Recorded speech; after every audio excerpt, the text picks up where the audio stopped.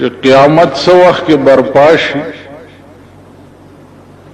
نو دغه وخت کې به دجال د قتل د پاره عیسی علیه السلام را کوش او په دغه وخت کې به امام مهدی سے پیدا کی. علماء وايي چې د منځ وخت څو وخت کې راشي نو امام مهدی سے به عیسی علیہ السلام ته وایي چې ته مخکې امامت وکړه. نو عیسی علیہ السلام به د مخکې امامت نه انکار وکړي او امام مهدی ته به وایي چې زه د هغه شریعت پیغمبر ما چې هغه اوس منسوخ شوی دی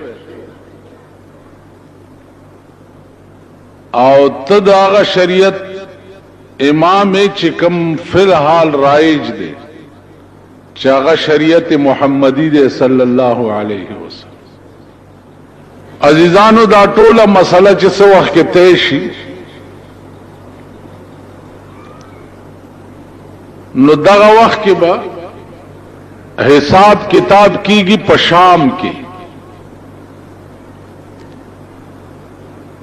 دا الله تعالی د حساب پای تخت چې کوم دی هغه به په شام کې لګېدلې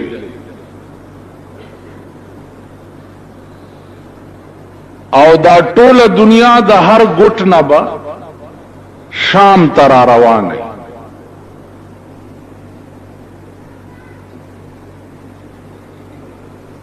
په دغه وخت کې به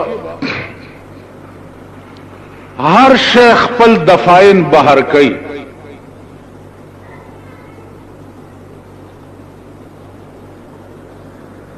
که تاسو وګورئ قرآن کې راځي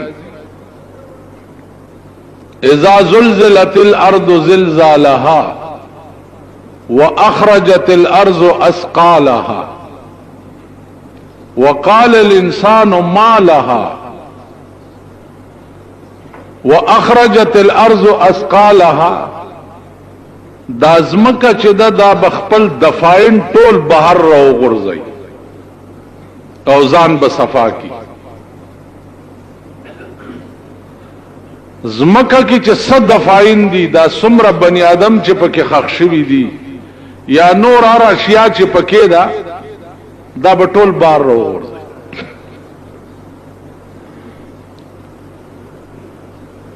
روایاتو کې راځي چې څو وخت کې د دې ځمکې نه خلق بار راوځي نو دا به په مختلف شکلونو کې وي. یو ډله به د قبرونو نه داسې راوځي چې لاسونه او خپې به نه وي او صرف دا تنه به وي او د غونډارې غوندې برغړي او شام ته به روان وي. ملائکې به آواز وکړي چې یا رب دا څوک خلق دی؟ وای بدا هغه خلق دی چې په دې لاسې چرې سم کار نه و کړی او په دې خپو چرته سم ځای ته نه وتلی. نو دا قسمه خلق چې دي دا به د قبرونو نه په دې حالت کې را پاسي.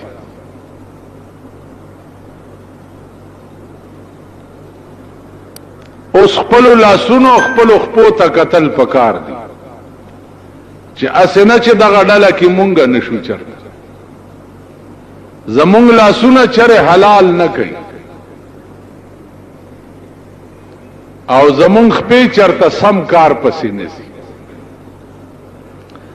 ټوله ورځ زمونږ خپې چرته رواني او ټوله ورځ زمونږ لاسونه څه کار کوي. دغه هر سړی خپل ګریوان کې وګورئ او ځان سره محاسبه وکړئ چې خپې کم طرف ته ځي او لاسونه کم طرف ته. بل ډله برا پاسی چې داغي په دې خېټه کې به اور بلیږي او لمبه به د خلې نه بار روزي. یا الله دا سوق دي وبداغه خلق دي چې په دې خلای چرته حلال نو خوړلی او دې خېټه ته حلال نو تلی د شپه او ورځ خوراک په دې خلا او په دې خېټه کې حرام. نو دا ډله به د قبر نه چې را پاسي نو خېټه کې به اور بلیږي او لمبې به د خولې نه بار. نن وګور هر سړی آرام خور په دې ملک تاسو کا نظر اوس غلا وای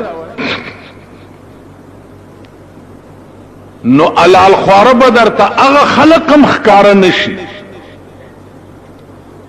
هغه خلق چا 15 زره تسبیح ور سره او په خلوتونو کې ناست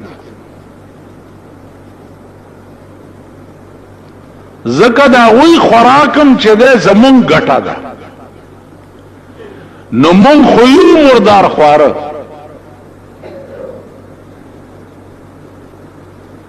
د شراب تجارت مون کو اغوی لاغه پیسې په شکرانه کې ورکو. د هیروین او د پودرو تجارت مونږه کو اغوی لاغه پیسې په نظرانه کې ورکو. غلا او ډاکا مونږه کو اغوی لاغه پیسې په زکات کې او په شکرانه کې ورکو. نو علال خواره هغه خلق هم نه دي. په جمعتونو کې چې کوم حضرات ناس دي د دې خلقو خوراکم ستاسو ګټه ده. نو ځان ته وګورئ ستاسو ګټه د دوی خوراک ده او ستاسو ګټه یقیني حرامه ده. نو لا محاله دا هم غریبان حرام خوار دي. زدا تپوس کولې شم چې لکه ستا د کوره وظیفه رااله دا د پس ګټلې دا د کم ځای نه راوړې. ستا د کوره ترکاری رااله دا د کم ځای نه پخ کړې ده. زدا تپوس کولې نو عرض میں دا عزیزانو چې مونږ په د هغه ډلې نه یو چې د قیامت په ورځ مکه مونږه بار را غورځي نو زمون په خېټه کې به اور بلیږي او لمبې بم د خولې نه وځي.